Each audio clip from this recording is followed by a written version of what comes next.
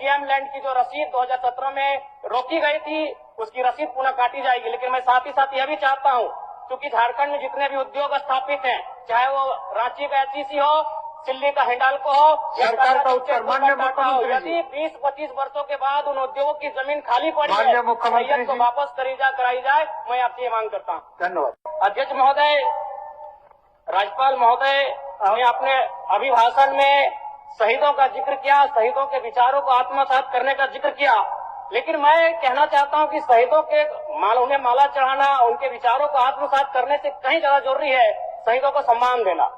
मैं एक झारखंड, चूंकि माननीय मुख्यमंत्री भी झारखंड आंदोलनकारी के सुपुत्र, आज वो मुख्यमंत्री हैं, मैं भी एक झारखंड आंदोलनकारी का बेटा हूं, आज मैं विधायक के रूप में आपके बीच हूं, लेकिन आज असंख्य झारखंड आंदोलनकारी के परिवार है जो छत बिछक हो चुका है। इसलिए मैं चाहता हूं जिस प्रकार एसटी आरक्षण, ओबीसी आरक्षण और एससी आरक्षण, ईडब्ल्यूएस आरक्षण के साथ झारखंड आंदोलन की लड़ाई लड़ने वाले आंदोलनकारियों के परिवार को, आश्रितों को 5% आरक्षण की व्यवस्था की जाए, ये मैं सदन से मांग करता हूं। अध्यक्ष महोदय। सदस्य जयराम जी बोलिए, बोलिए आप बोलिए।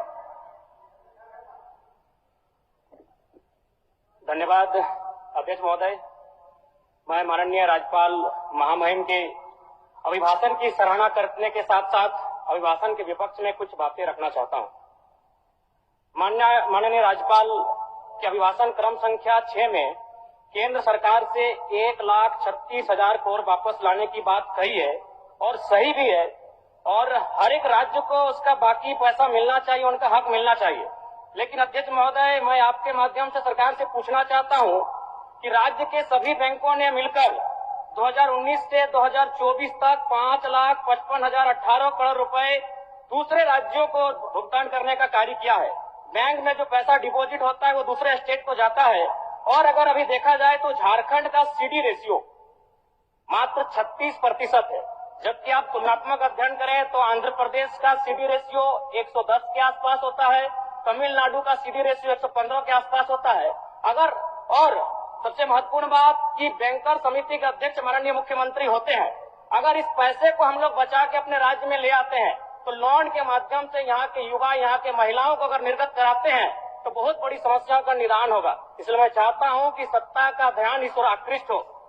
मैं आगे अध्यक्ष महोदय, राज्यपाल महोदय ने अपने अभिभाषण में शहीदों का जिक्र किया, शहीदों के विचारों को आत्मसात करने का जिक्र किया, लेकिन मैं कहना चाहता हूं कि शहीदों के उन्हें माला चढ़ाना, उनके विचारों को आत्मसात करने से कहीं ज्यादा जरूरी है शहीदों को सम्मान देना।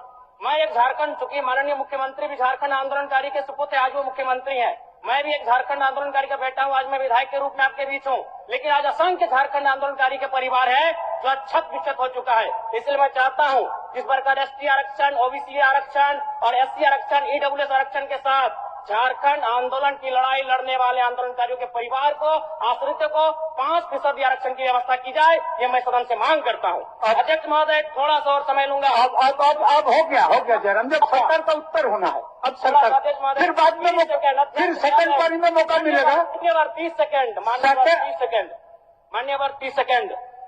चलिए बोल लीजिए।